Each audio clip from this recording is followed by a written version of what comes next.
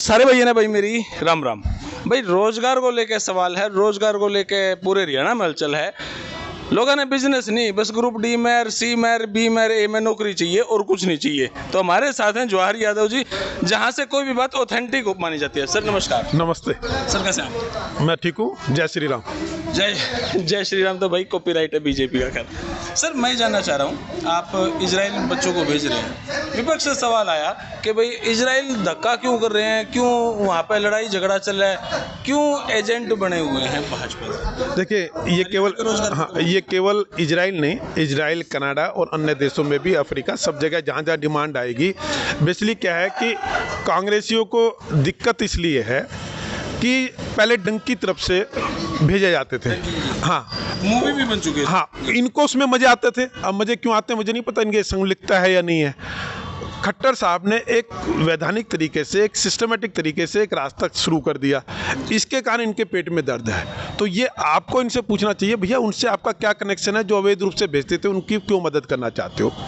दूसरा, ये केवल इजराइल का विषय नहीं, इजराइल में भी जाना है। जब एक पत्रकार, अगर यूक्रेन और रूस का युद्ध होता है, वहाँ खड़ा होके आप सब मित्रों को, जो भी वहाँ गए, आप लोग की रिपोर्टिंग हम देखते थे, आप वहाँ गए ना? ऐसे ही इजराइल में कहीं भी ऐसी स्थिति नहीं है कि इजराइल में युद्ध लड़ा जा रहा हो जी।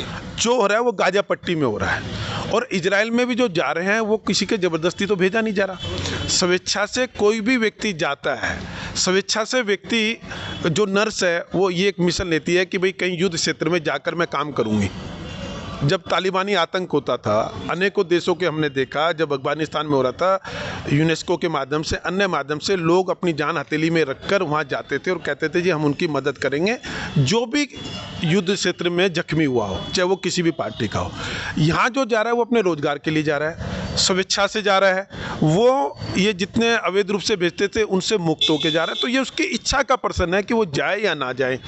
और दूसरा, रोजगार की बात करते हैं, मैं रिकॉर्ड पे बता रहा हूँ। अब ये संख्या 1-10 तक चल गई, फिर भी जो विधानसभा में दिया हुआ जवाब है वो बताता हूँ। 1,06,000 सरकारी रोजगार अभी तक खट्टर साहब की सरकार दे चुकी। हुड्डा साहब बताए ना उन्होंने कितना दिए। ये हम पे कहते हैं पर्चा लीक, पेपर लीक। आज तक, जब तक मैं आपसे बात कर रहा हूँ, एक कोई पेपर जो कोर्ट ने हमारा रद्द कर दिया हो, कोई एक पेपर बता दे। कोर्ट ने रद्द कर दिया। कोर्ट में तो भर्तियां रुकी खड़ी। अरे सर सुनिए ना, मैं वो भ्रष्टाचार के कोर्ट के द्वारा कोई एक पेपर रद्द हुआ तो बता दो। इनके 13 पेपर मैं आपको पहले भी गिना चुका, फिर गिना देंगे।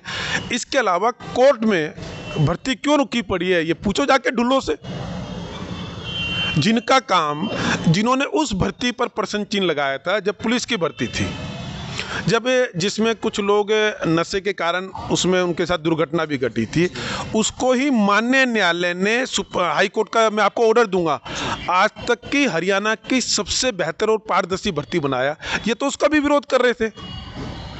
कांग्रेस ने कुछ लोगों को लगा रखा है, उनका काम यही है। रणदीप सुरजेवाला, अगर उसमें इतनी नैतिकता है तो उनके समय की 13 भर्तियां रद्द हुई, वो उस सरकार में मंत्री थे और मंत्रिमंडल में सामूहिक उत्तरदायित्व होता है। इसके नाते माफ़ी मांगे, कहे कि हुड्डा की जिस सरकार में मैं था उसमें बेईमानी होती थी और मैं उम्मीद करूंगा कम से कम खट्टर साहब ना करें। अपने मुंह से कहे तो सही। तो केवल हम पे आरोप लगाना, इनके एक तर्क है, आप पूछ लेना, कोई मिले उनसे पूछना, हुड्डा साहब की सरकार में टोटल कितनी नौकरियां लगी सरकारी, हुड्डा साहब के सरकार में कितने न्यायालय ने भ्रष्टाचार के नौकरियां रद्द की। रणदीप सुरजेवाला से ये 2% ले लेना। मैं रिकॉर्ड पे बता रहा हूँ, 1,06,000 से ऊपर सरकारी रोजगार मिला और आज तक, जब तक आपसे बात कर रहा हूँ, हमारी एक भी भर्ती माननीय न्यायालय ने रद्द नहीं की। लेकिन जो भर्तियां अभी कोर्ट में है, ग्रुप सी की बात करें, 56-57 की बात करें, जिन पे अप्रैल तक की सुनवाई चली, क्या फरवरी में ज्वाइनिंग होने के चांस हैं? देखो, बहन भाई तो नहीं चाहते, पर हम कर देंगे, चिंता ना करो। बहन भाई है अभी आपको ही पता है जी, बहन भाई नहीं चाहते जी, परंतु हम निश्चित रूप से भर्तियां होंगी और 60,000 भर्तियां होंगी। जब हम, कब तक? सुनिए, एमपी इलेक्शन तक? ऐसा जी, सुनिए, नहीं, मुख्यमंत्री मनोहर लाल जी का दूसरा कार्यकाल जी, जो है वो अक्टूबर 2024 तक है। जी। इससे पहले आपको सारी भर्तियां मिलेंगी। लेकिन एमपी के इलेक्शन से पहले कुछ भर्तियां होंगी या नहीं होंगी? देखिए, मैं ये कह रहा हूँ ना, जिनके पेपर हो चुके हैं। अच्छा, आपका ये प्रश्न वाजिब है जी, क्योंकि आप जैसे पत्रकार मित्र 2005 में, 6 में, 9 में, 12 में, 13 में पूछते रहे हैं, वहाँ वो लोग डिसाइड करते थे। हमारे यहाँ आयोग डिसाइड करता है। तो ये HPSC और HSC बताएगा वास्तव में किस दिन होगी, क्योंकि मेरा तो कोई दखल नहीं उसमें, तो मैं कैसे बता दूं? ऐसा मान के चलें, क्योंकि एक बार जब मैंने पिछली बार आपका इंटरव्यू था, आपने कहा था कि भाई हाँ फरवरी में ज्वाइनिंग होंगी। हाँ, मैं तो मान के तो अब भी कह रहा हूँ जी, मैं तो अब भी कह रहा हूँ ऐसा मान के चलना चाहिए। जैसी मुझे HPSC को HSC को अखबारों के माध्यम से, आप लोगों के मित्रों के माध्यम से जो फीडबैक आता है उसके अनुसार मैं मानता हूँ कि भर्ती फरवरी में होनी चाहिए, एक नंबर, बड़ा नंबर आना चाहिए। और कुछ लोग ये कहते हैं यार आचार संहिता लग जाएगी, फिर हमारी ज्वाइनिंग होगी नहीं, फिर तो सरकार लटकाए रखेगी। आचार संहिता से इस भर्ती का लेना देना कितना है? देखिए, नहीं, ये सारे वो है जिनके विज्ञापन हो चुके, केवल परिणाम आना होता है। तो जो ऑलरेडी प्रक्रिया शुरू हो चुकी होती है उस पर कभी भी रोक नहीं होती। मैं आपको एग्जाम्पल बताऊंगा। पिछले कार्यकाल में जब जींद का उपचुनाव था जी, उसी जब चुनाव चल रहा था उसी बीच डी ग्रुप का रिजल्ट आया था। बिल्कुल। तो हाँ, तो इसलिए इस बार भी आ जाएगा, इस बार भी आ जाएगा। MP के इलेक्शन से 2-4 दिन पहले आ ही जाएगा। नहीं, ये मेरे शब्द नहीं है जी, मुझे तो पता ही नहीं कब आएगा, मैं तो अनुमान मान के चल रहा हूँ आप लोगों से सुनकर। आपका इशारा ही काफी है सर। पता नहीं आप हल्का नहीं, सा कुछ कह देते तो आम जनता मान लेती है हाँ ये ऑथेंटिक जानकारी है। नहीं, ठीक है। आपने बोला देखिए, हम मैं इतना कहता हूँ, हम बहन भाई का प्रयास सफल नहीं होने देंगे, क्योंकि हम सत्य के साथ हैं। ओके जी, बहुत बहुत शुक्रिया, धन्यवाद, बहुत बहुत शुक्रिया। धन्यवाद। तो भाई मेरा विषय रोजगार पे ही है और रोजगार में इशारा आपने मिलेगा। फिलहाल ये वीडियो इतनी, धन्यवाद। जय हिंद, भारत माता की जय।